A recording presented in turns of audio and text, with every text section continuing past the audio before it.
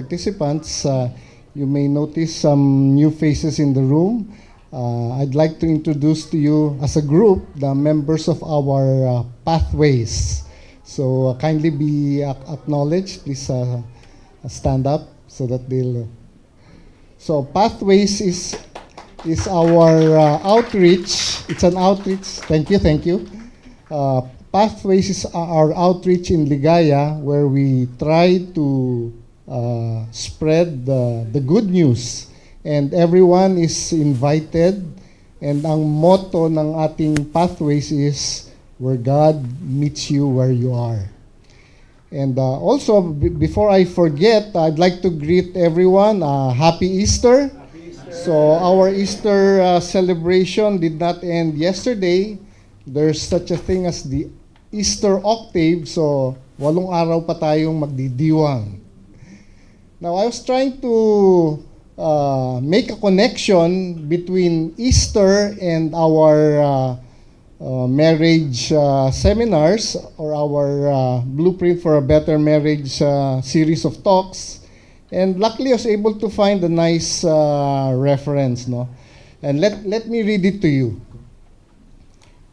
Easter joy is not possible without welcoming struggles and going through them. And as we know, struggles are a part of marriage. And here, the author describes struggles as a beautiful part of marriage. So made me raise my eyebrows. But it explains that each struggle provides an opportunity for the couple to deposit into the bank of the relationship greater patience and forgiveness of each other. The ability of the couple to cope with marital challenges is sharpened, and joy is readily experienced. With God present in marriage, there is no struggle bigger than God that God cannot provide an abundance of grace for. Struggles lead to an Easter experience where God becomes a presence of constant providence and a solid source of strength. There, that was a lot of food for thought, connecting Easter joy with the struggles in marriage. Now, our topic tonight is on how wives care or love their husbands. And our speaker is a woman who considers being wife to her husband, Chito, as among her foremost identity. Ana Sobrepeña is the editor-in-chief of the longest-running and leading luxury magazine in the country today. She began her career in publishing when others were preparing to retire. Agreeing to Chito's preference for a full-time homemaker 34 years ago, she stopped working to be a full-time wife and mother to their 3 children during their growing years. Ana accepted a consultancy position in Lifestyle Asia when the children were already in college, and she has been the editor-in-chief for the last 10 years. And that is a long time considering this industry. She and Chito have guided single men and women as well as married couples in their spiritual and personal growth as part of their service in the Catholic community that they belong to. So it is my pleasure to again introduce Ana.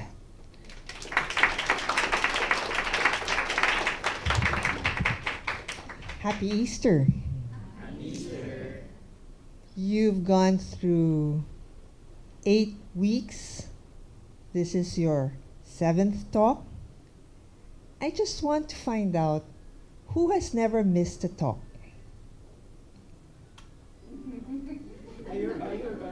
Higher, please. Okay. That deserves commendation. I have a prize for you.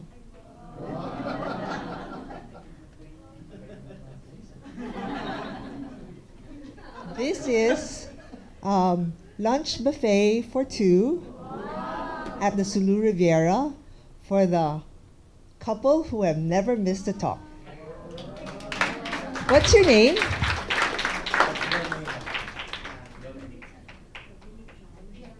Geraldine. Okay.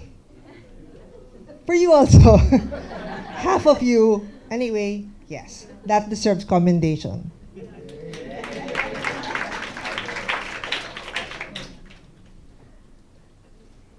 I have two more here, and we're going to give it away next week because you're going to have to do something.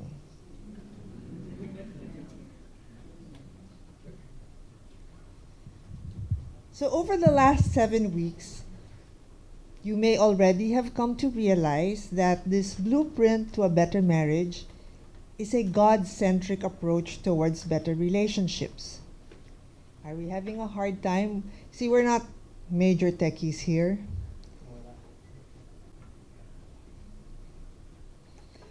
So like I said, by now you've realized that this blueprint to a better marriage is really God-centric. And it's a God-centric way of arriving at having better relationships. We talked about God being in charge of our relationships, in fact, the center of it. And we discussed the need to communicate with each other, the right and the wrong ways of speaking to one another. We spoke of other-centered relationships, other-centered loving that operates independently of attraction. 2 weeks ago, you heard what may have probably been the most challenging direction to take in order to follow God's design. They talked about headship and submission for well-ordered relationships. And last week, those of you who were here heard of our good friends Andy and Landa talk about how husbands or how men take care of their wives.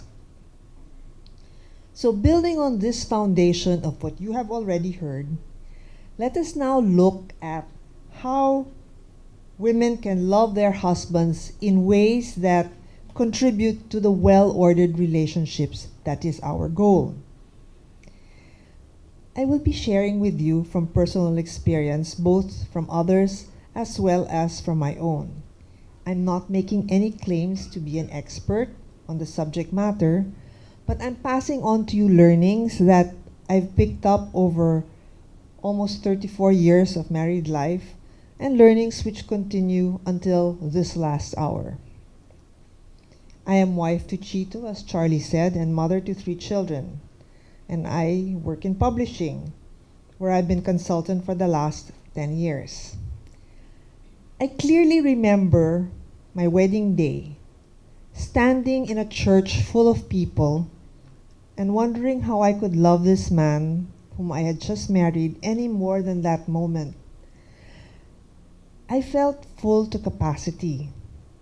And more than 3 decades after, I now know that loving grows and increases through nurturing, by choice, and largely on a strong relationship with God.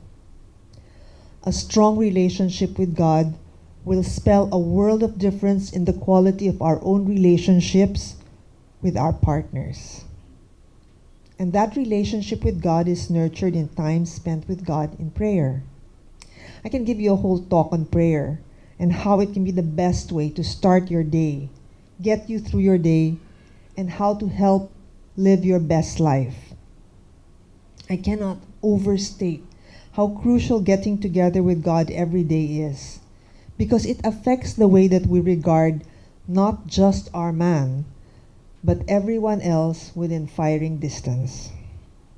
Our children, our co-workers, our household staff. But principally, it will be the husband who will be the recipient of our time or our lack of time with God. I want to pause for a moment here to say something to the women, because it's something that many married women forget. We are wives first. We are a wife first before we are a mother, before we are a career woman, before we are a volunteer or a daughter. And that being said, it is the husband who stands to gain or get shortchanged by our decision to pray. Now, we can certainly get by on tough days through sheer grit and negotiate through the challenges with tenacity and willpower. Or we can let the source of all grace fill us with all we need to face those curved balls and face it victoriously. As I'm saying it, it doesn't sound like much of a choice. Of course, let's get through this with God until we have to struggle to find that time with God. We look for that perfect time when all is quiet and there are no interruptions or intrusions. And then when that doesn't happen, prayer suddenly becomes an option when in fact it is a life necessity. I can only speak from half a lifetime of experience. Days won't always go right and challenges will keep cropping up. But when I'm tight with God, connected through daily prayer, I am better able to handle situations and people instead of turning into my most unfavorite person. Somebody who barks at my roommate, feels entitled to snap at him because it was a bad day, and is sometimes downright nasty. Prayer has been a good antidote and preventive to stressing a relationship unnecessarily. There's an element of trust that figures largely in this relationship with God. We trust God because He is trustworthy. The day that I came to know that this infinite being who created the universe and is the master of all time and space, who created everything and cared deeply for me, loved me as I was, withheld nothing for my benefit, the knowledge of that was life redirecting. We women, with our competencies and our capabilities, can take matters into our hands to make things happen. But it's really not enough. And we get depleted, we get cross, we get tired. Too tired to be nice, too tired to be loving. Trusting God has proven to be the most liberating option. And trusting is not an abdication to kya sera, bahala na. It is a deliberate decision to believe that God has my best interests, and I just need to look to Him for the direction, strength, and calm to manage situations. I remember one particularly stressful night. It was 2 o'clock in the morning, and my then 2 teenage sons were not at home yet. There were no cell phones. And I had all of these imaginings of accidents happening, injuries, and I couldn't go to sleep. It was a moment of grace to suddenly feel that God was telling me that He was looking out for my sons. And all my worrying was not contributing or adding to their safety. In fact, it was making me angry. Angry at my sons, angry at myself, angry at the world for being unsafe. But that moment when God said, trust me, I was able to sleep that night. It was a turning point, actually. I will never forget that night because that was the first time I realized, yeah, I'm getting old just worrying about my kids. And I'm getting unhappy. And God's in charge. I need to trust Him. So I took God at His word and went to sleep. It doesn't always come naturally, and I need to keep going back, especially when I read about extrajudicial killings and mistaken identities and bystander casualties. But God is bigger than my fears and the evil around us. When I look at my sons and my daughter, my husband, when we are all at home, I am grateful to God because He is trustworthy. A woman's trust in God is our strength. Without it, we are vulnerable to fear and anxiety. With it, we are life givers to those whom we love. An important component for making God's wonderful plan for marriage happen for us is trusting our husbands as well. It's part of the unity equation that God is calling us to. trusting God may seem easier than trusting our husbands. Because God is God and our husbands are human. And our husbands make mistakes.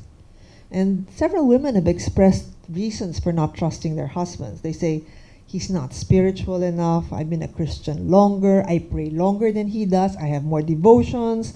He has faults. He makes mistakes. He's made mistakes with our lives. How can I trust him again? It was so painful. I've been hurt before by other men. How can I trust men at all? Or I'm better at making decisions, which might be true. So how can I trust him when I know that I'm right and he's wrong? When you trust your husband, you are trusting God. And God is asking you to trust your husband. God is in charge and he will honor your faith when you choose to trust your husband, simply because God wants you to trust your man. If you are like me, and like a whole lot of other women, we have a strong desire to be in control of our lives, our husbands' lives, our children's lives, the lives of others. It is so antitrust. The constant refrain of my life is, let go. I need to let go of trying to create this safe and perfect world for my children, for my family, for my marriage. I need to let go of being in control of situations. It manifests itself in different ways. You think you've let go, you're letting go of control. But one day, a few years ago, Chito and I were on our way to a wedding, and Chito was the ninong. So we were in the car, and we needed to make a turn, but it was blocked by a bus that was stopped by a red light. I saw that if the bus moved a little bit forward, the car could turn. But despite the driver beeping his horn, the bus did not move. So, I took things into my own hands without telling Chito. I got out of the car in my wedding dress, wedding guest dress. I went to the conductor and I told him, pakiurong mo lang sabihin mo sa driver. And it did, it worked. The bus moved. So I thought Chito would be happy. I got into the car and he was not smiling. He said, don't ever do that again. And I said, but the bus moved. We can go. We won't be late. And he goes, I am not going to send my wife out to be a traffic enforcer. You just learn to sit still. Chito is very patient and calm. But I realized it wasn't the best way to serve him. I thought it was, but it wasn't. So, I should stop trying to direct the pace of things and wait on God, because God has perfect timing to make things happen. And we can't run ahead of his plans. We walk where he parts the waters. Otherwise, we end up swimming or even drowning. God is in charge of our relationships. He is in charge of the man who promises to love us for better or for worse, in richer or poorer, in sickness and in health. Letting go and letting God is key to helping our husbands become according to God's original intention. Trust that our husbands are also listening to God, and even if they're not, God is listening to you when you're praying for your husbands. We trust that God's original intention may happen. It may not be according to our idea of the perfect man we want our husbands to be. But I am standing here as the wife of a man who has surpassed my dreams. Chito followed God's lead, and I am the better for not imposing my idea of what he should be. So we've all chosen or choosing the person whom we want to make this life journey with.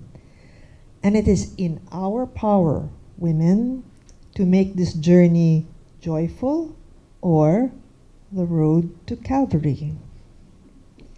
The Reese Cerner tells us that for a marriage to work, loving our man in thought, word, and deed also means following his lead, upholding his leadership, even when you disagree with the direction.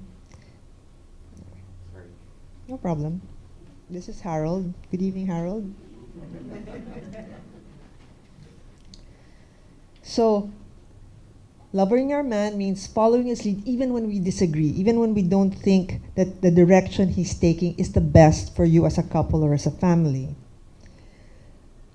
My take on this is that following isn't a matter of mindless adhering or subservient application of headship and submission.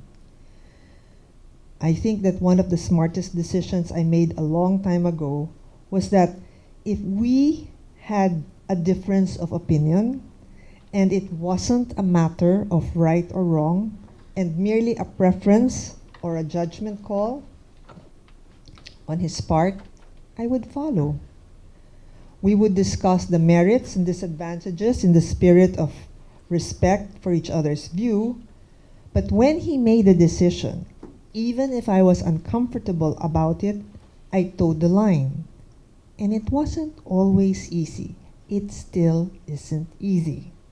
Because we deal with pride, inconvenience, and the possibility that he might not be making the best decision. And it's always a temptation to play the grumble card and follow grudgingly. But would that please God? See, God is the reason why I am opting to support the direction of my husband.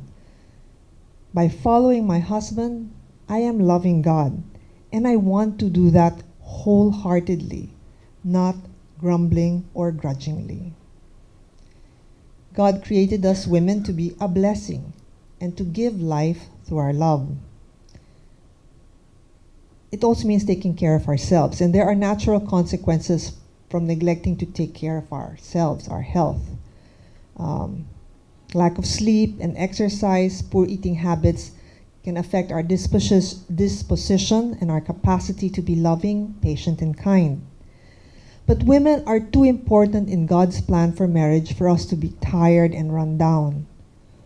We were made as life-giving creatures, and it's difficult to be life-giving if our capacity is affected by fluctuations on the scale. I'm weighing 10 pounds more. Eating habits, weight, and low energy.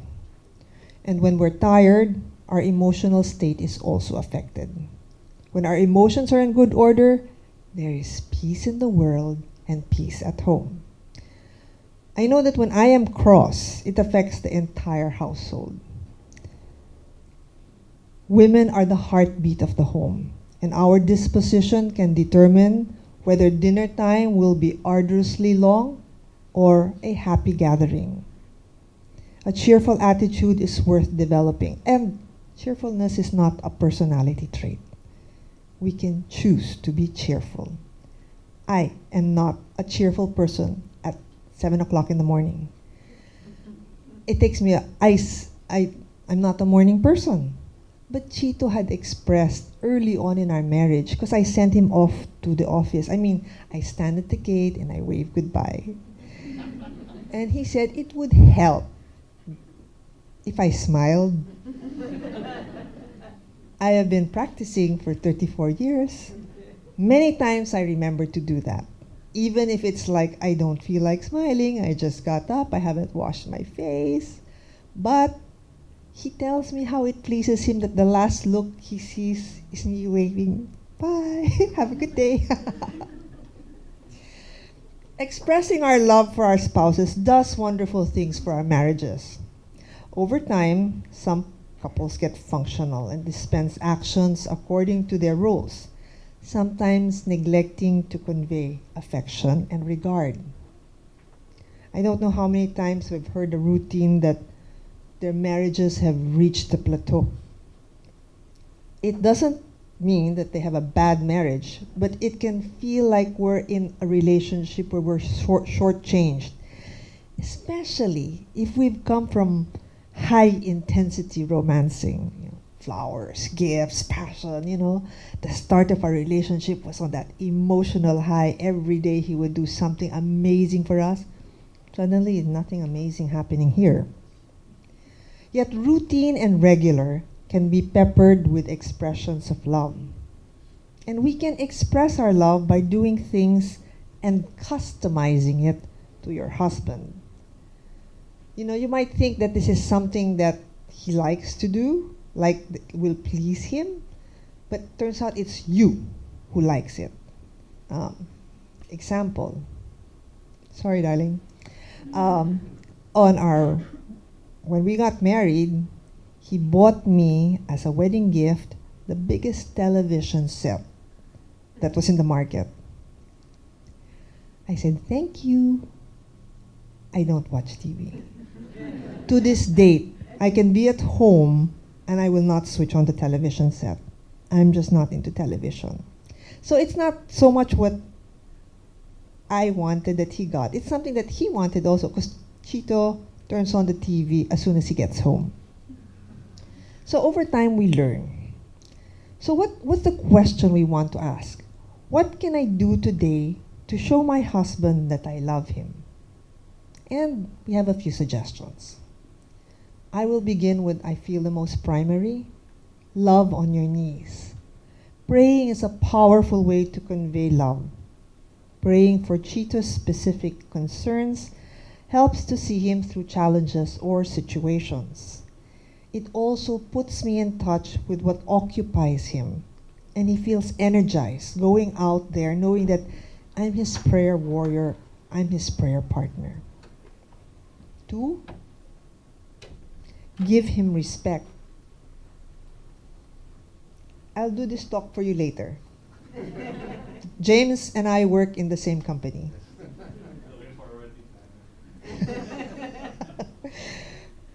Remember June and Marion's talk about the man's need for respect and the woman's need to be loved?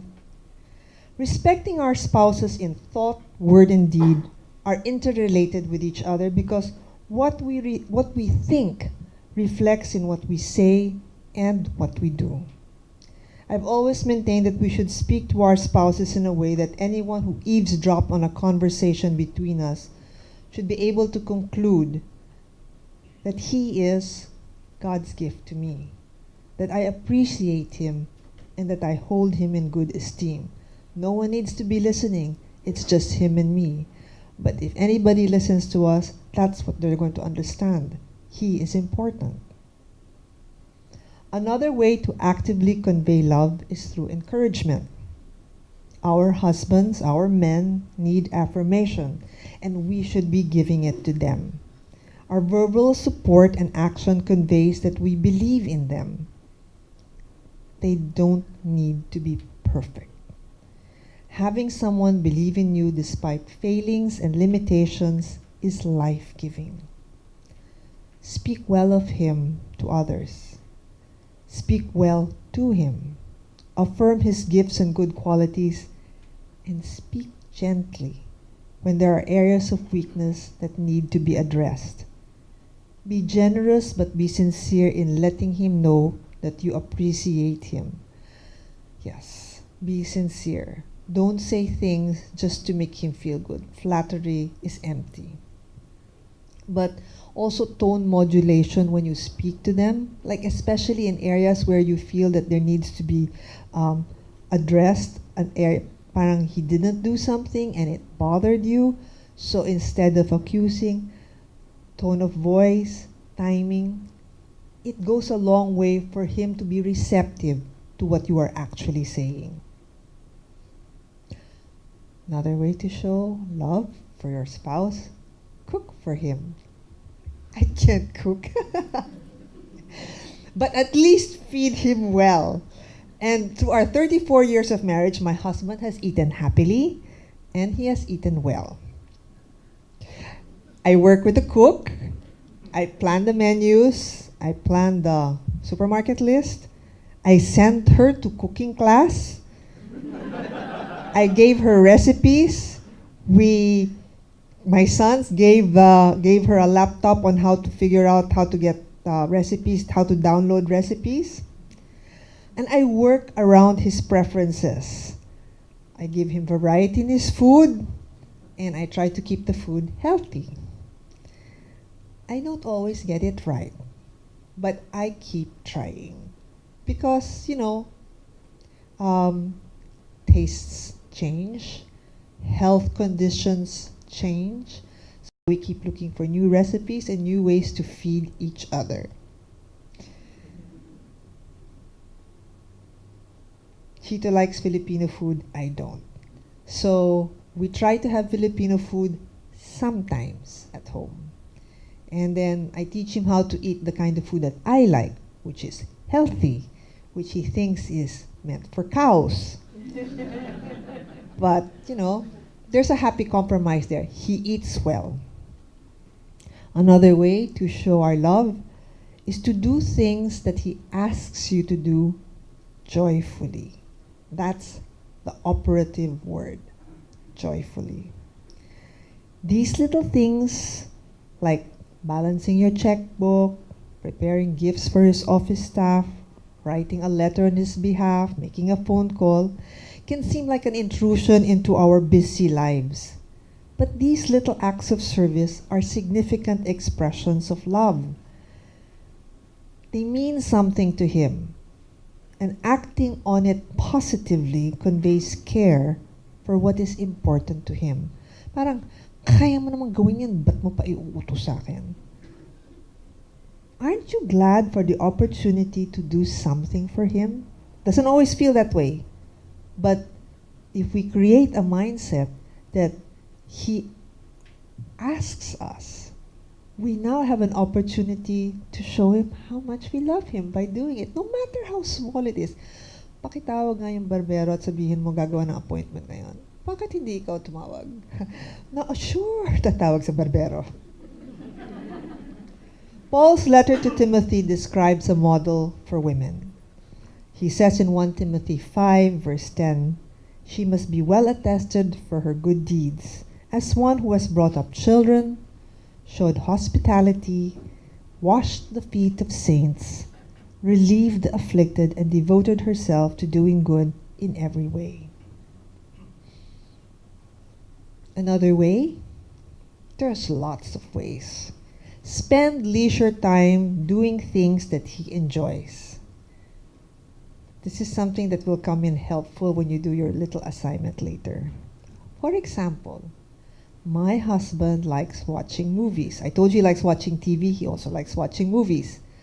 And he likes watching Tagalog movies. I don't watch a lot of movies, and I have difficulty with Tagalog movies, simply because I didn't grow up with it. But when he invites me, I will make the time. When he prefers to go to a restaurant that serves his comfort food, I will join him. Even if I'm not going to exactly eat what they serve in the restaurant, I will order a token. Okay, he likes, his food is really simple. Before we got engaged, he would take me to all the restaurants that I like. Then we got engaged, and then he took me to his favorite restaurant, which was Gouda. So he likes lugaw, he likes tokpat baboy, he likes, like that. So, we found places naman na we can eat those things together. So, what are his preferences? When we travel, we just recently traveled. Chito, when he travels, he likes to do the tourist things. I mean, when we went on our honeymoon, we went up to Baguio. We both love Baguio. But Chito's idea of going to Baguio was going to the Palenque, going to Burnham Park, boating in Burnham Park. Ako, parang me, it was like catching sunrises, sitting by the fireside, going to Marlborough Country to catch the sunset. Recently, we came from a vacation, and Chito wanted to do all the tourist things that was possibly available through those tour guides. Me naman, I like to live like the local. I like to do what the locals do, eat the locals' food, go to where the locals shop. So, we did both. And it was a generous giving both ways. Another way is to approach sex with a mind to please him. Now we're going to talk about that next week, so I'll leave that for then. And then this, care for him cheerfully when he is sick. Anybody who has cared for a sick person knows that people who are not well can be very demanding, and it may mean extra effort to attend to his needs. But you know, it's in those times when we feel stretched that we realize how real God's grace is, and we can count on Him to help us stand on that commitment in sickness and in health. I will love you. Another way, ladies, let our husbands be a man. Let him work out in the gym instead of asking him to join you in the supermarket. Let him tinker with his boy toys, you know, his little gadgets, rather than asking him to go gardening with you. Let him play basketball. Let him play golf and be his cheering squad. Be his cheerleader. Let him be a man doing the man things that he likes to do. Know his preferences. Some of his preferences, earlier I mentioned that, but you know, specific things. I know what are his preferences. Some are small things and some are big things. I remember now when we first got married, a lot of first got married to this. Because more or less we're on cruise control, although things will change as you get older. But when we first got married, I made a decision that I was I was going to look so good as a house, even if I was a full-time housewife, I was always going to look nice. So I didn't own a duster. I had a whole household wardrobe, lounging gowns, muumuus, kaftan. I always look nice. And even my nightgowns, you know, just like, Chito would ask me, saan ka pupunta? Ako naman, kala ko natutuwa siya, no? Tutulog tayo. I mean, and also, the children would ask, Mommy, when they were small, they says, Mommy, why are you dressing up? Because Daddy's coming home. So, you know, I would really dress up for him. Now, Chito used to travel a lot when we were first married, so he would always come home with pasalubong. But one day, he came home, and his eyes were like, may pasalubong ako sa'yo. Alam ko naman may pasalubong kasi language of love ko, gifts eh. Gusto ko talagang gifts. But this time, he was like extra happy. So he opened his maleta, and then he goes, eto, nagladlad siya ng duster. And I looked at him and I go, ano yan? Sabi niya, duster! Wala ka kasi nito eh. Kasi po, yung asawa ko po, probinsyano. Gusto niya yung duster. Napapanood niya kay Mother Lily yung mahiwagang nightgown or duster ni somebody. Hindi ko naman napanood yun. So ngayon, madami na rin akong duster sa bahay. Acquiescing has opened the floodgate of blessings for our marriage. Let him have time with his friends, and with his friends without you. Because that's another part of his life, you know. You don't always have to be around him. He may want to be with his classmates from grade school. He wants to be with his colleagues in the office. He wants to be with, Chito he has a whole network of friends from elementary, high school, college, his Ateneo batchmates, his government colleagues, his NGO partners, and dami-dami niyang friends. When he wants to spend time with them, I should have no room for resentment. Actually, in the beginning, I was thinking, why does he want to go with them, not with me? And, you know, I was newly married, you know, I was like, why does he want to see? But you have to let him, because you can't suffocate him. Sometimes there are other things that his friends needs that are met by his friends, not necessarily you. You can't be everything to him. He's a man who has other needs, and some of them might be having time with his friends. So have your time with him, but let him have time with other company too. And then make sure that your home is a place of refreshment. So after his time with his friends, he comes home to you. A home where he feels relaxed, he feels welcomed, where he is refreshed. So when he comes home, greet him when he arrives. Let him unwind instead of demanding his attention and having him listen to a litany of concerns even before he can take off his shoes. Have his favorite food available. You know, I became a full-time housewife. I didn't have anybody to talk to during the day except the children and the maids. So when I came home when Chito would come home, I would like, all of these things and all of these concerns. I had to learn to hold back and say, he needs to rest also. I can't just that's why we have one-to-ones, but I'll tell you about that later, or you'll learn about that later. I hope you're actually doing that now in your weekly dialogues, because that is the foundation of a strong relationship. You work well, it will benefit you much more than you realize. So when we started having our one-to-ones, I could hold back on all of the maids did this, the driver did this, we need to have the alulod fixed, we need the budget for this. All before he could, in the first 5 minutes that he was at home. Now because we have our one-to-one, I know I have a set time to be able to talk to him about these concerns, and I am free to be loving, caring, and affectionate. I try. So, decorate the house to reflect not only your tastes, but also something that he enjoys, he likes. Our house is painted white. I like white. I like the clean walls. Our first house was white, our second house was white. I had it repainted, it was still white. And Chito loves color.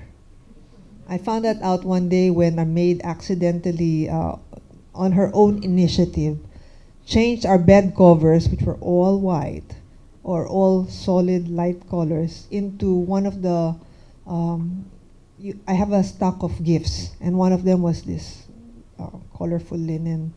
And when we got into the room, I said, what ba yan? It was like namumulaklak yung aming all the colors of the universe were on our bed cover because of the print. And Chito was, ano yan? He likes color. He likes color. So now we have colored bed sheets. But know his preferences nga. So I painted a wall just for, there was what was supposed to be his workspace. Since when you enter the room, it's all white. But if you sit on a certain desk, which is his desk, all you'll see is green and blue. I had it painted like that, but he'll have color. So, and then Chito likes fresh flowers. I like them also, but they die. So, and I don't like dying flowers. So I put a lot of my, dried French flowers. Para they look pretty. They look like the ones that you see in the house, beautiful. But Chito thinks they're dead flowers, which they really are. Dried. So now we try to have fresh flowers as much as he likes. And all these efforts contribute to a happy husband. I was going to say a couple of weeks ago, because that was when I was preparing for this talk. But he said it again 2 days ago, how happy he is to be able to come home to our house because he feels relaxed and welcome. So all those efforts do pay off. We should give our man space, especially at home. I don't just mean space to be with his friends, but his personal space at home. Space where we don't intrude on. It can seem like we do, but I grew up kasi when I wake up in the morning, I start to fold my blanket, I start to fix my pillows. Sometimes Chito's still sleeping and I'm fixing his blanket, I'm fixing his pillows, and he woke up and he goes, natutulog pa ako. So, I need to give him space. My need to put order in our bed, I have to hold back so that he has his sleeping space. We need to give them space. His space to put all his his things, Put his things, the things that he likes to bring home, the things he classifies. I need to make room for that. That's his space. That's how he knows I love him. Love gives life. The idea of loving someone in the ways we have described can sound subservient and disadvantageous. Why give so much of ourselves? Who will take care of us? Now, outside the Christian context, it runs the risk of being a losing proposition. Because this generous giving of ourselves only makes sense when we are doing it on the spiritual principle of loving unconditionally as we ourselves are loved by God. God blesses a loving heart, and loving our husbands generously will beget love, His love and God's love, and that is hardly a disadvantage. Love in action is a way of living, not a one-time big-time event. It happens in the course of every day. And Therese Cerner, if you're reading your book, summed up the wife's vocation in marriage. She said, wives are to be a blessing, not a curse, to bring healing, not hurt, to encourage, not to discourage, to be life-giving, to reflect God in all that she does. When I got married 34 years ago, I was going to rewrite the book of being the best wife that Chito could ever imagine. Thing is, all my grand plans were about my ideas. And it was fortunate that I had a patient husband and an even more patient God to get me on course to being the wife Chito needed me to be. It wasn't easy, but it can happen. It did happen. It's still happening. We came from different backgrounds. I said he's Provinciano and I'm city girl through and through. We had well-meaning friends who were telling us to reconsider getting married to each other because we were so on opposite ends of the pendulum. And some said, naku, your astrological sign says you're not compatible. The Chinese astrological sign says hindi kayo bagay. Many people were saying na we're just like poles apart. And two people actually said they're giving us 1 year, maybe 2 years before we actually separated. So much for a vote of confidence. But the willingness to be generous with each other, to communicate with respect and regard, to forgive each other, to keep trying despite the bruising and the challenges, and to do with God, in God, and through God, have made the last 34 years of my life the best. And our hope is that every couple here may be on track to the abundance God wants for each of your lives and your marriages. Thank you for listening.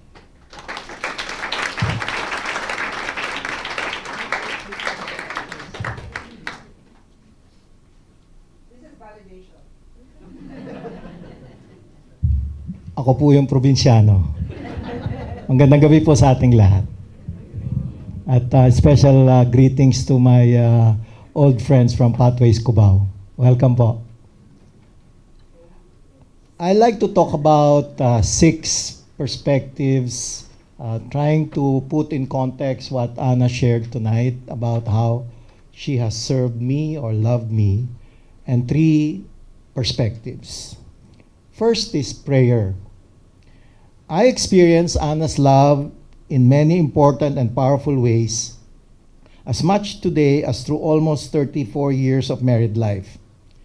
Foremost is her constant intercession for me and my concerns. Alam ko na pinagdadasal niya ako. She prays for me regularly for my health and well-being, for God's grace to address my responsibilities in the workplace, my interactions and engagements with people, as well as being a husband and a father. As she said, she is my prayer warrior who begins and ends her day with prayer. Hindi mo siya pwedeng tawagan between such and such a time like 8 to 9 because nagdadasal siya. Second point, listening. Anna listens primarily to God and secondarily to me. She actively listens when I share about my day, reflections and insights I might have about certain events, and occasionally inputs on her own personal growth.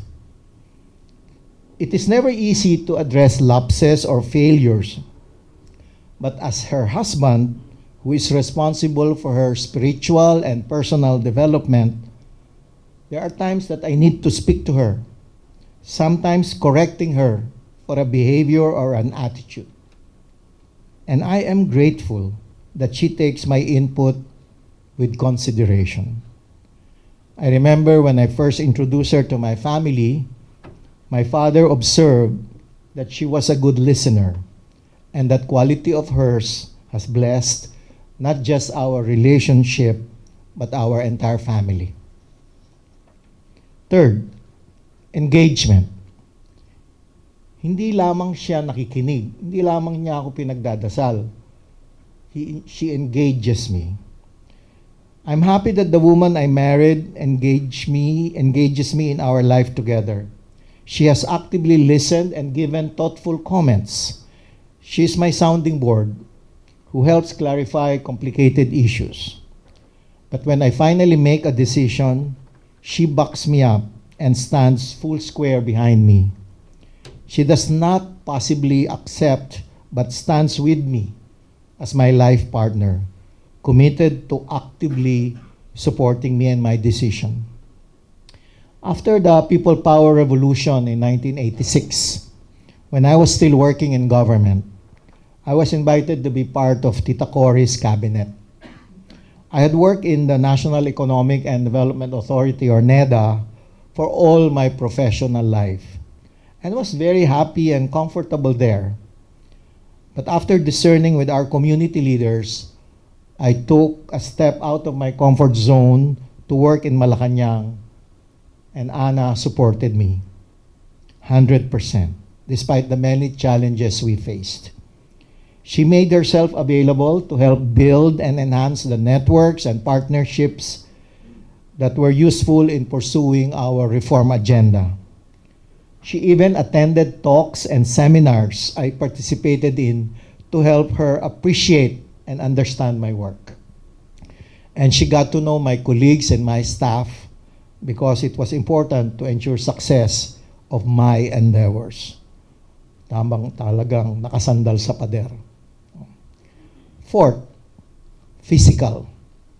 You will agree with me that I married a beautiful woman. Am I right? Louder. Yes. When I took her to my hometown in San Jose City in Nueva Ecija, people thought I married a beauty queen.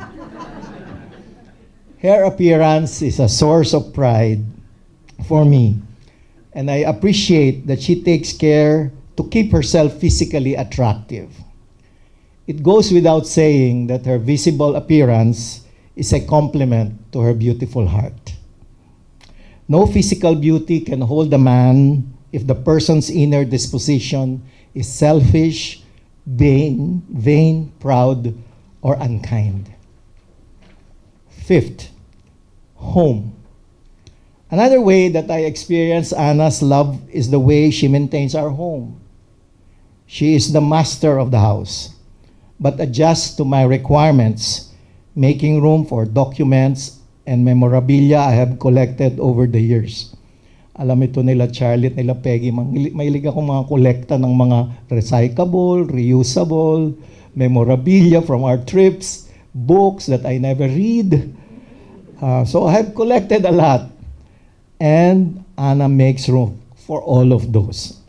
She enhances our home with her tasteful decorating without making it a showcase house. It is livable, comfortable home where we relax, entertain, feel peaceful, secure, and happy. 6, children. My wife has truly been a partner in molding our children.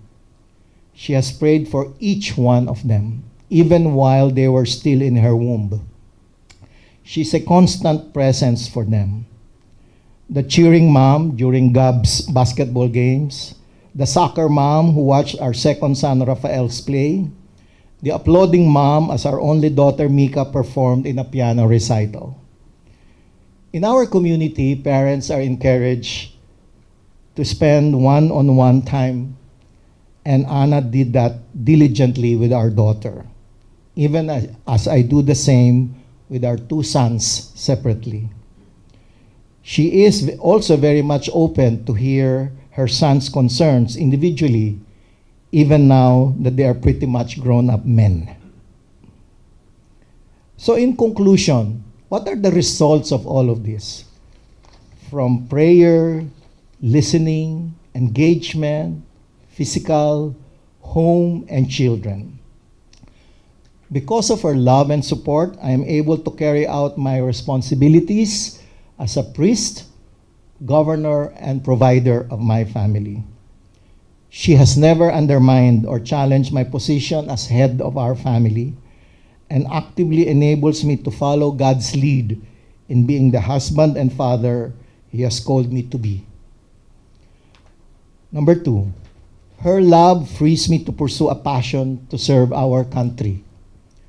Nung pong na ako'y estudyante, aktivista na po ako bago mag-martial law. Kamotek na akong mahuli nung martial law. But I served for more than 22 years in government, and Ana allowed me to pursue that. Now I am in the private sector doing development work at the Metrobank Foundation.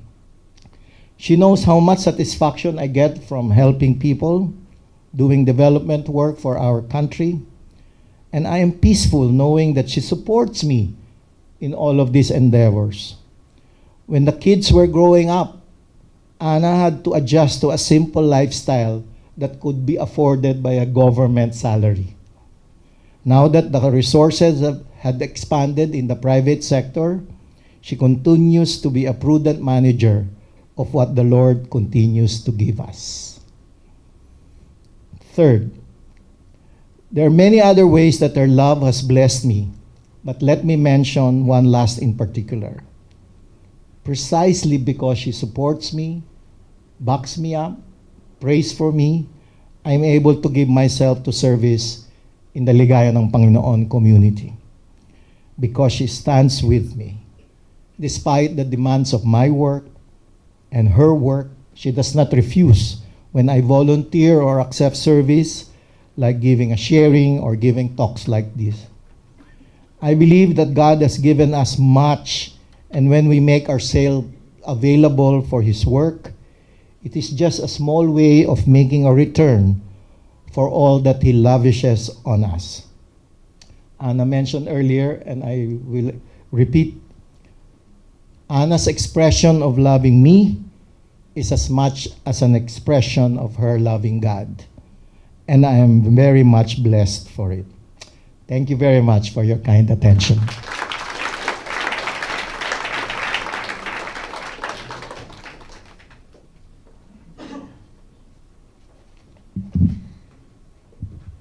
We prepared a little exercise for you, and it's called the pleasers list. It's also referred to as reciprocal reinforcement, which means doing more things that the other likes.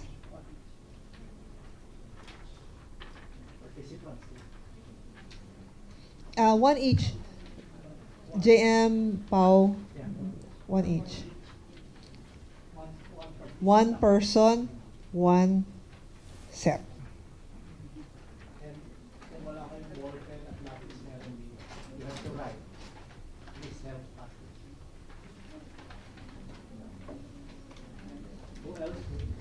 If you don't have a ball pen, there's ball pen here. If you have a ball pen, give it to the others who don't have.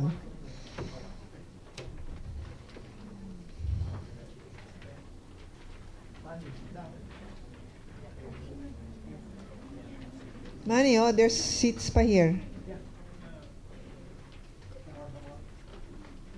Here, sit beside me.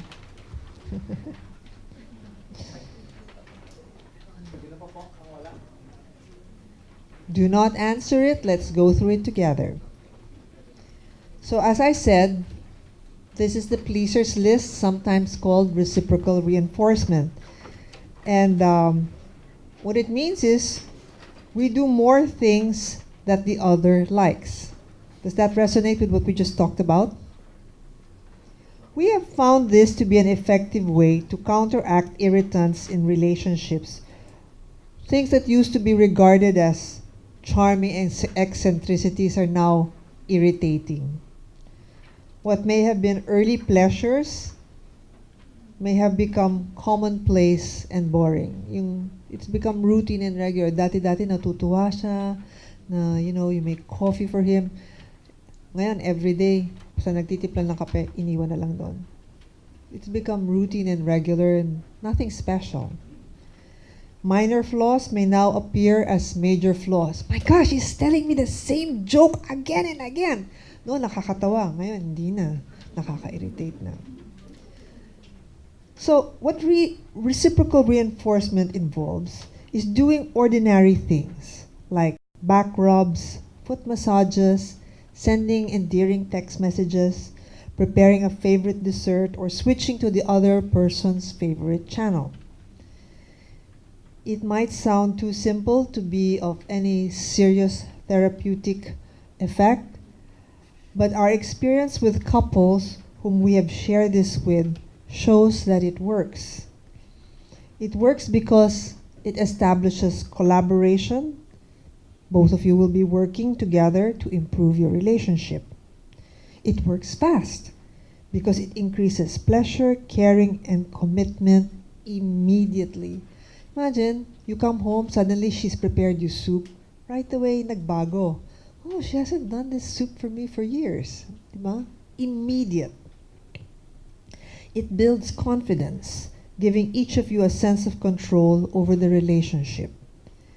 And it can set the stage for further change on more significant and long-standing issues. So some examples to look for, sample areas to look for pleasers in the relationship are considerate acts. What are some considerate acts that you might do? Put down the toilet seat, no little golden drops on the toilet seat, please wipe, or don't use my toothbrush because, mine is this one and this is yours. Some people, considerate acts, making a point not to respect the other person's things. Not leaving your clothes on the floor, picking it up, because otherwise, who's gonna pick it up? Your roommate. Considerate acts. Leisure activities. What leisure activities does your partner like to do? Your husband, your man, what does he like to do? Can you do it together? Will please him. Or household management. Keeping the house clean, not making kalat all the time, not leaving all your things all over the place. Household management, classifying where you will put your things. Appearance. Just because you're married doesn't mean you should let yourself go. Please don't do that. I say that with emphasis because it can get to serious proportions. I know extreme cases where couples separated simply because the husband got disgusted with his wife. I mean, it was with that, the way I said it was the way he said it, disgusted with his wife.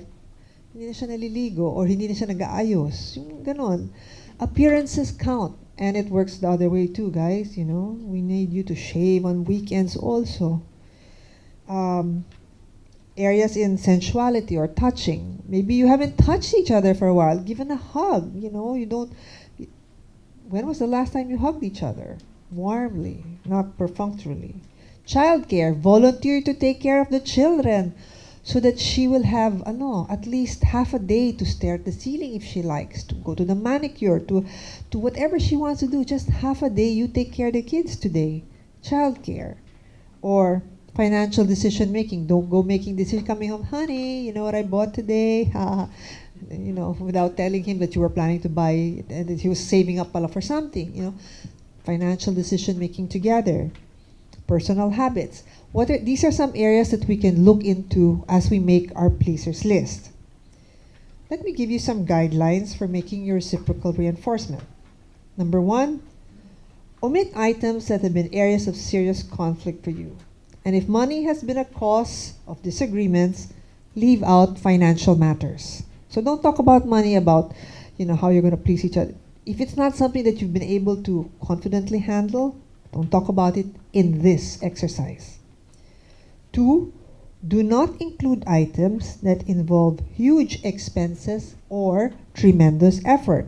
So, yung mga 5-carat rings niyan, parang, or mga new car, or I will lose 10 pounds in 1 month. Mga major effort or large expenses, they're not supposed to be on that list. Also, don't include anything that you are not really willing to do. Like, I will go to the gym daily. Kaya mo ba? Kaya mo bang magising? Or I will visit our in-laws every weekend. Really? You're willing to give up your weekend? Unless you're willing to do that, don't put it on the list. And then be particular rather than broad. Instead of saying, I will clean the house. Be specific, measurable. I will clean that corner where all the newspapers have piled up for the last 10 years, and I will discard them. I will sell them.